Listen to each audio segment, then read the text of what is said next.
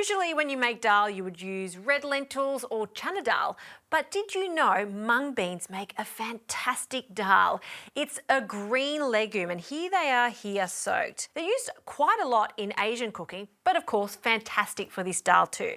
What I love most about these mung beans are they're grown in Australia and they're full of flavour.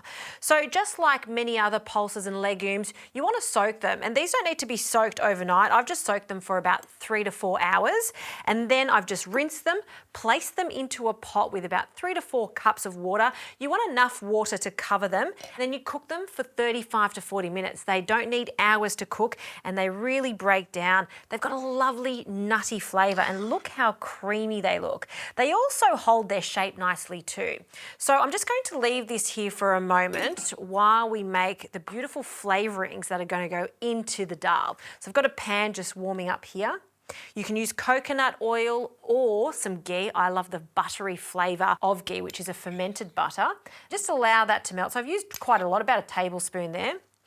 And we'll increase the heat because we want to toast off some spices to add to our mung beans. So to this, I've got some mustard seeds.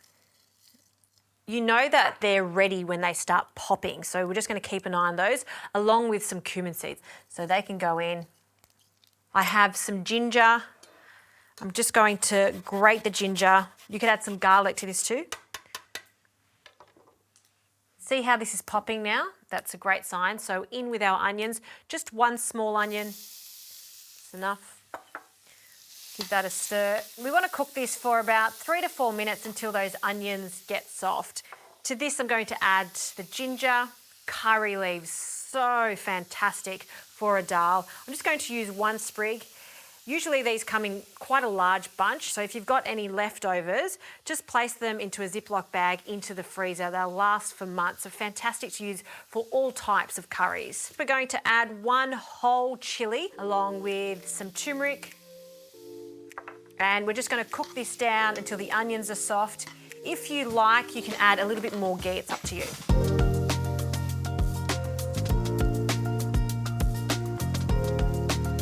Well, this smells fantastic, particularly with those curry leaves.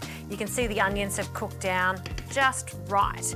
Now I'm going to add something that's a little unusual, but a friend showed me how to do this and it gives a beautiful creamy result to your dal. So I've got some yogurt and I'm going to add some chickpea flour. It's gluten-free, it's also got a lovely nutty flavour to it. So we just need a small amount, about a teaspoon. We're going to mix that into our yogurt. This just ensures that the yogurt doesn't split and we get a lovely thick creamy result with this dal.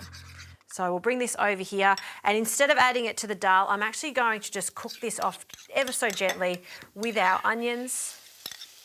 I'll also add a hint of water, so just give that a stir through. Look how those onions with the turmeric just stain the yogurt. See how it just holds its shape, it doesn't split at all. Fantastic. Just a splash of water. Now this creamy onion mixture goes into our mung beans. Now, you may have noticed I haven't seasoned the mung beans or the onion mixture. Just like all those other legumes, if you season it beforehand, you won't get that creamy result. So always season after the legume is cooked. So a good crack of salt. If you like pepper, freshly cracked pepper too. Okay, let's give that a stir. With the lid off, I'm going to cook this for another minute or so, just so all those flavours can mingle.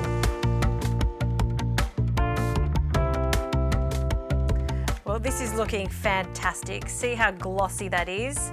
It smells so good. Now do taste it before you serve it, just to make sure there's enough salt. You'd be surprised how much salt it does need. It is so comforting. I just love dal. If I could eat dal every day, I would, because it is just so yummy. Serving it with some rice on the side.